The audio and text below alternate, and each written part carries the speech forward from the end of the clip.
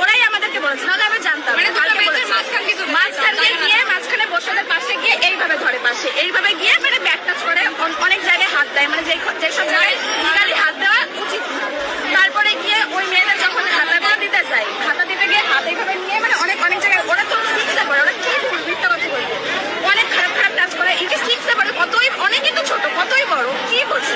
এবার ওই বোনটাকে বলছে যে, ওই স্যারটা বলছে যে তুই ছেলে দেখছিস বাইরের দিকে তাকিয়ে, যদি নেক্সট টাইম থেকে ছেলে দেখা হয় তাহলে মাকে নিয়ে এসে একসঙ্গে ছিল। এরকম উল্টো পাল্টা কথা, এরকম অনেক উল্টো পাল্টা কথা, ছেলেদেরকে গালাগালি দেয়, লাথি মারে, উল্টো পাল্টা জায়গায় মারে। এবার ওরা ওরকম করেছে।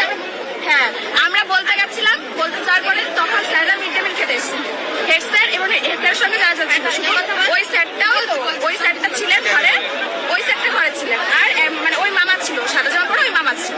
এবার আমরা ওই বোনটাকে নিয়ে আমাদের একটা বন্ধু ক্লাসমেট, মানে ওর নাম দীপ্ত, আমরা সবাই গেছি। যার পরে ওই মামা আমাদের বলছে কি করতে এসেছিস, কি করতে এসেছিস। এবার মামাকে আমরা একদম আস্তে আস্তেই বলেছিলাম, মামা এরকম এরকম হচ্ছে। আমরা সবাই মামাই বলি ওনাকে, বলছি যে এরকম এরকম হচ্ছে, তাহলে আপনারা কি দেখছেন না নাকি? এই যে একটা মেয়ে কান্না করছে, আমি যাচ্ছি, একটা মেয়ে দরজার পাশে দাঁড়িয়ে দাঁড়িয়ে কান্না করছে। এবার আমি বলছি কি হয়েছে, ও ফার্স্টে বলছিল না। হ্যাঁ, ও ফার্স্টে বলছিল না, তারপর অনেক জোর করার পরে আমরা বলেছি যে তোদের কোনো ভয় নেই, তোরা যা সত্যি সবকিছু বলে, আমরা তোদের পাশে আছি। তারপরে ওই মেয়েটা বলছে যে আমাকে এরকম করে উল্টো পাল্টা জায়গায় ধরেছে, ধরার পরে ও কান্না করছে দরজার পাশে দাঁড়িয়ে। অনেক মেয়েরা আছে। তারপরে আমরা ক্লাসে যাই, ক্লাসে গিয়ে সবার থেকে শুনি যে কার কার এরকম হয়েছে। ক্লাসে সব মেয়েরা বলেছে যে আমার সঙ্গে এরকম করেছে, আমার এইটা হয়েছে, আমার এইটা। আমি দেখেছি সব বাচ্চারা, ছেলেরা সত্যি কথা। আমরা যখন ওদেরকে নিয়ে ওই ক্লাসে যাই, তখন স্যাররা আমাদের কোনো সাপোর্ট করেননি, আমাদের ঘাট ধাক্কা দিয়ে ওইখান থেকে বের করে দেয়, যার কাছে গিয়ে যেরকম করেছে। তো বন্ধুরা, ভিডিওটি আপনারা দেখলেন। যে স্কুলকে আমরা শিক্ষার মন্দির বলি, যেখানে আমরা আমাদের ঘরের ছোট ছোট বোনদের মেয়েদের সুরক্ষিত ভাবি, সেই স্কুলের ভেতরে যদি শিক্ষকের রূপে কোনো পিশাচ ঘুরে বেড়ায়, তবে আমরা বা আপনারা কোথায় যাবেন? আপনারা যে ভিডিওটি দেখছেন, সেখানে একটি স্কুল ছাত্রী অত্যন্ত সাহসের সঙ্গে ক্যামেরার সামনে এসে তাদের স্কুলের প্যারা টিচারের আসল রূপ ফাঁস করেছে।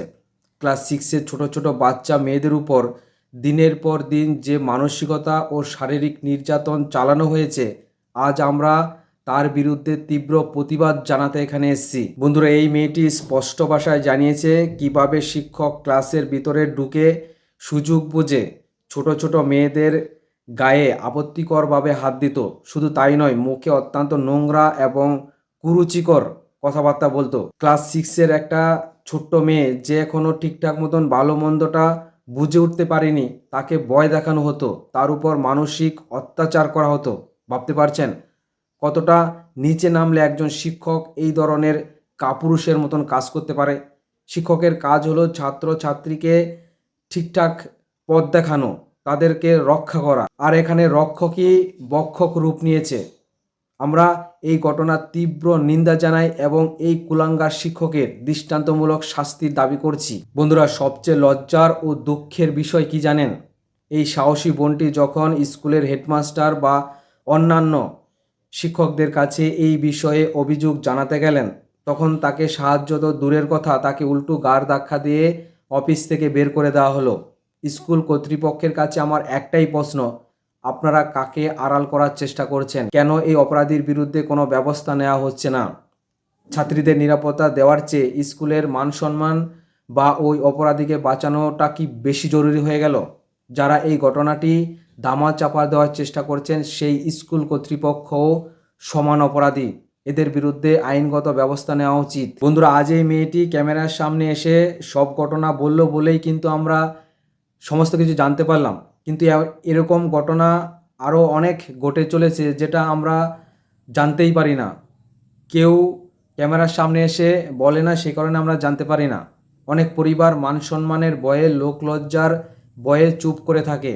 মেয়েদেরকে বলা হয় চুপ করে যাও, জানাজানি হলে বিয়ে হতে সমস্যা হবে, লোকে খারাপ বলবে। এই যে আমাদের সমাজের মানসিকতা, এটাই কিন্তু অপরাধীদের আরও বেশি সাহস জুগিয়ে দেয়।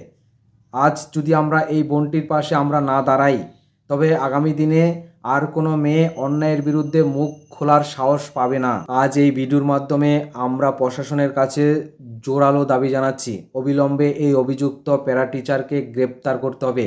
যারা এই ঘটনাটি দামা চাপা দেওয়ার চেষ্টা করছে সেই সমস্ত শিক্ষক ও কর্মকর্তাদের বিরুদ্ধে কঠোর আইনি পদক্ষেপ নিতে হবে।